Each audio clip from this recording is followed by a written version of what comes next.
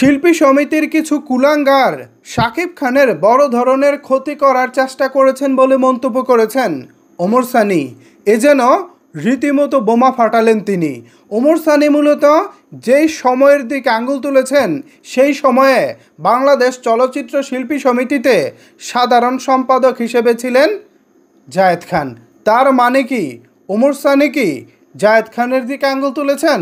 আর যদি তিনি জায়েদ খানের দিকে আঙুল তুলে থাকেন তাহলে জায়েদ খান কিভাবে শাকিব খানের ক্ষতি করেছে, ঠিক কিভাবে শাকিব খানকে তারা আটকিয়েছে, ইন্ডাস্ট্রির ভিতরে কোন ধরনের রাজনীতি আসলে চলেছে, ওমর সানি আজকেই বা কেন এই কথাগুলো বলতেছে? নানা রকমের জটিল মারপ্যাচ এখানে রয়েছে। ভিউয়ার্স, আজকের এই ভিডিওটি কিন্তু অনেক বেশি গুরুত্বপূর্ণ। ইন্ডাস্ট্রির ভিতরের নানা ষড়যন্ত্র এবং রাজনীতি নিয়ে আজকের এই ভিডিওতে কথা বলবো। ঠিক কী কারণে কেন শাকিব খানের পিছনে তারা লেগেছিল, ঠিক কিভাবে তারা শাকিব খানের ক্ষতি করেছে, আজকের এই ভিডিওতে আমার যতটুকু সম্ভব আমি আপনাদেরকে বোঝানোর চেষ্টা করব। সো ভিউয়ার্স, বিস্তারিত জানতে একটি লাইক দিয়ে মনোযোগ সহকারে ভিডিওটি দেখতে থাকুন। পাশাপাশি ভিডিওটি বেশি করে শেয়ার করে সকলের মাঝে ছড়িয়ে দিন, সবাই যেন এই নিউজটি সম্পর্কে জানতে পারে। ভিউয়ার্স, আপনারা নিশ্চয়ই জানেন যে ওমর সানি তাকে ব্যক্তিগতভাবে অনেকে পছন্দ করতে পারেন, আবার অনেকে নাও করতে পারেন। তবে আমার তাকে ব্যক্তিগতভাবে কেন ভালো লাগে জানেন? তার অন্যতম কারণ হচ্ছে তিনি স্পষ্টবাদী, তিনি সত্যবাদী মানুষ, সবসময় সত্যটাই বলেন। এ কারণে তিনি প্রায় অনেকের চোখের কাঁটা হয়ে ওঠেন।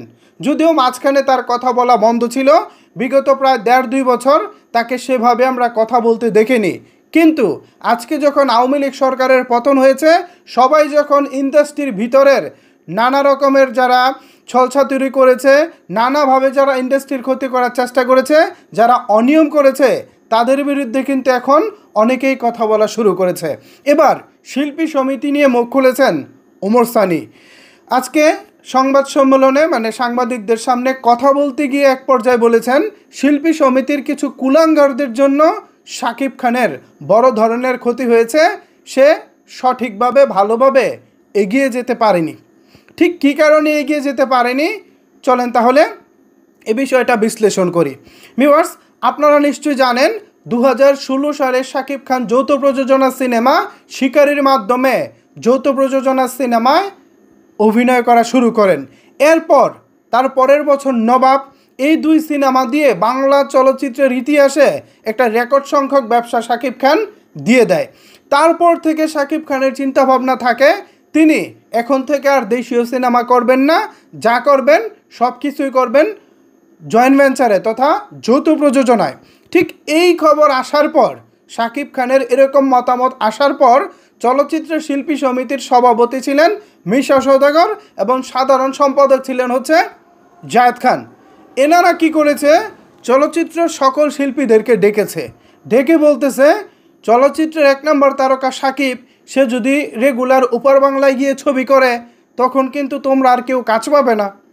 আমাদের যেটা করতে হবে, এখন শাকিব আটকাতে হবে। যদি তোমরা শাকিব আটকাতে না পারো তাহলে কিন্তু আমাদের ইন্ডাস্ট্রি বন্ধ হয়ে যাবে। ঠিক এভাবে তারা ভুল বুঝিয়েছিল। আর অন্যদিকে শাকিব খানের অবস্থানটা ছিল, আমি জয়েন্ট ভেঞ্চারে সিনেমা করব, আমাদের ঢাকায় সিনেমাকে উন্নত করব, পাশাপাশি আমাদের এখানকার শিল্পীদের, ওই দেশের শিল্পীদের, 2 জায়গার শিল্পীদেরকে নিয়ে ভালো সিনেমা বানাবো। এছাড়া আমাদের এখানে যারা টেকনিশিয়ান আছেন, আমাদের টেকনিশিয়ানদেরকে ভারতের টেকনিশিয়ানদের সাথে কাজ করিয়ে দক্ষ করে তুলব। কি পরিকল্পনাটা কি শাকিব খানের ভুল ছিল? মোটেও ভুল ছিল না। তখন 2017 সালে শাকিব খানের এই পরিকল্পনার পাশাপাশি সারা বাংলাদেশের 282টি সিনেমা হল মালিক আশায় বুক বেঁধেছিলেন। কারণ আমাদের লোকাল প্রোডাকশনের সিনেমাগুলো দিয়ে সেভাবে ব্যবসা হচ্ছিল না। যা ব্যবসা হচ্ছিল কলকাতা এবং যৌথ প্রযোজনার সিনেমাগুলো দিয়ে তখন ব্যবসা হচ্ছিল। হল মালিকরাও আশায় বুক বেঁধেছিলেন। কিন্তু এই যে জায়েদ খান এবং মিশা সওদাগর, এনারা পিছন থেকে কলকাঠি নেড়ে শাকিব খানকে শিল্পী সমিতির থেকে আপনারা জানেন নিশ্চয়ই যে শিল্পী সমিতির মধ্যে শাকিব খানকে একবার লাঞ্ছিত করা হয়েছিল শিল্পী সমিতির নির্বাচনের দিন। সেই ঘটনাটাও কিন্তু পরোক্ষভাবে ওই জায়েদ খানই ঘটিয়েছিলেন। এছাড়া শাকিব খানকে চলচ্চিত্র ইন্ডাস্ট্রি থেকে নিষিদ্ধ করা এবং শাকিব খানের বিপক্ষে এফডিসির সকল শিল্পীদেরকে খেপিয়ে দেওয়া, এই সব কিছুই কিন্তু মূলত জায়েদ খান তখন করেছিলেন। এর প্রেক্ষিতে যৌথ প্রযোজনা সিনেমা বন্ধ করতে বাধ্য হয় সরকার। শাকিব খান যে উদ্যোগটা নিয়েছিলেন সেই উদ্যোগটাও তখন বন্ধ হয়ে যায়। আর ঠিক এই কারণেই 2017 সালের পর থেকে আমাদের সিনেমা ইন্ডাস্ট্রি ভুগতে থাকে, একের পর এক বন্ধ হতে থাকে সিনেমা হল, এবং 2022 সাল, 23 সাল, 24 সালে এসে এখন সিনেমা হলের সংখ্যা মাত্র 50 থেকে 70টি। কোথায় ছিল 282টি?